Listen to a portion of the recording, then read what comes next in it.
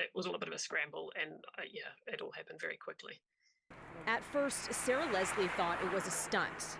The New Zealander was among some 40 tourists visiting the Joint Security Area of the Demilitarized Zone, or DMZ, along the border between North and South Korea on Tuesday. That's when a man in the group, his back shown here, suddenly sprinted toward the north side.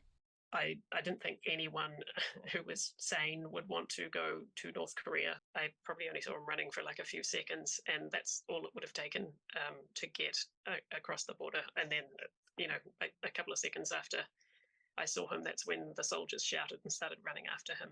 The man who made the mad dash is Travis King, a 23-year-old American soldier who'd recently been detained in South Korea for assault. Court documents show he was also accused of damaging a police car. King was in the process of being sent back to the U.S. when he joined the tour group and fled over the inter-Korean border, making an unauthorized crossing into the reclusive regime. Tae Young-ho, a former North Korean diplomat, likens King's defection to a crash landing in hell. And he says while North Korea is likely to milk the border crossing by a U.S. soldier for propaganda purposes, it probably won't be able to gain political leverage because King would only have limited military intelligence given his low rank. Washington, meanwhile, is scrambling to determine King's fate.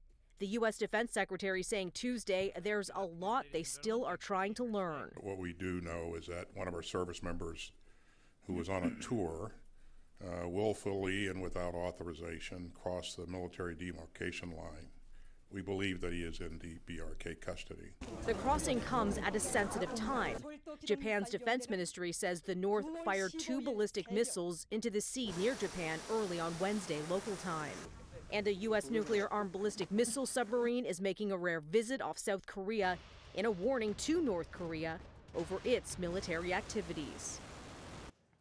New from the U.S. State Department, they're confirming the U.S. is engaging with Sweden and South Korea on this tricky situation involving an American soldier. Now, their spokesperson not giving a ton of detail.